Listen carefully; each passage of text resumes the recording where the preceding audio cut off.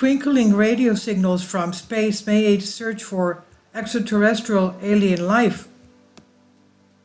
A novel technique conceived by scientists will, they hopefully, offer a breakthrough in the search for alien life in planet Earth's galaxy, the Milky Way. Since humans started searching for signs of alien life, it's been assumed that if mankind uses radios to communicate, aliens might do the same thing. This triggered the probe for unnatural-looking radio signals from fixed points far away in space, with several projects analyzing such signals active for years. A novel technique conceived by scientists will they hope will offer a breakthrough in the search for alien life in planet Earth's galaxy, our Milky Way galaxy. The breakthrough approach is tailored to filter signals that may potentially be sent out by extraterrestrial ET intelligence from various other grounds or satellite radio interference. The innovation helped to seek out true alien technosignatures has been developed by researchers at University of California, Berkeley's Breakthrough Listen project. Breakthrough Listen was founded in January 2016 with its science program based on the Berkeley SETI Research Center at the Astronomy Department of the University of California, Berkeley. The project uses radio wave observations from the Robert C. Byrd Green Bank Telescope, situated in the National Radio Quiet Zone, West Virginia, and the Parkes Radio Astronomy Observatory in Australia, as well as visible light observations from the Automated Planet Finder. While several candidates' detections have been made, none have been confirmed.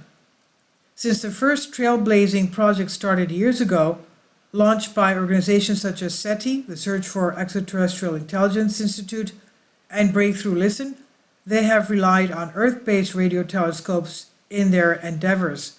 However, all sorts of interference has triggered so-called false alarms. The newly developed telescope checks for evidence that the radio signal has actually passed through interstellar space. It is this approach that presumably will allow to rule out the possibility that the signal is just radio interference from a cluttered background. Scintillation technique. Scientists have discovered that as signals pass through the interstellar medium ISM, they scintillate. This effect, referring to the researchers as a kind of twinkling, is due to interference with cold plasma.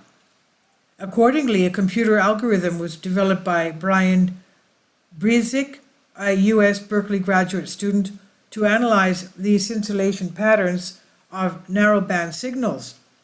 The team believes that if a signal crossed through the ISM, it may effectively be identified as a signal of particular interest. It implies that we could use a suitably tuned pipeline to unambiguously identify artificial emissions from distant sources vis-à-vis terrestrial interference. Further, even if we did not use this technique to find a signal, this technique could in certain cases confirm a signal originating from a distant source rather than locally. This work represents the first new method of signal confirmation beyond the spatial reobservation filter in the history of Radio SETI. Imke de Pater, UC Berkeley professor emeritus of astronomy, was cited as saying. However, the technique is effective only in the case of signals originating beyond 10,000 light years, noted the researchers. This is explained by the fact that to display sufficient scintillation, it's necessary for the signals to pass through enough ISM.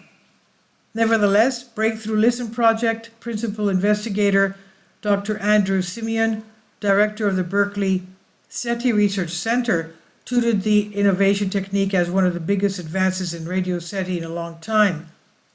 It's the first time where we have a technique that, if we just have one signal, potentially could allow us to intrinsically differentiate it from radio frequency interference. Having this new technique and the instrumentation capable of recording data at sufficient fidelity such that you could see the effect of the interstellar medium is incredibly powerful, Simeon said. He added that from now on, Breakthrough Listen would rely on the scintillation technique in conjunction with other methods during its SETI observations. This is by Svetlana Ekimenko's Sputnik News on Embedded Reality. Please leave your comments. Thank you for your support. Please support my Patreon account. The daily posts are 5 videos daily, and they are totally different from what I have on my YouTube channel. Thank you so much for your support and that you find all my content so interesting. You'll find the Patreon account details in the description box below.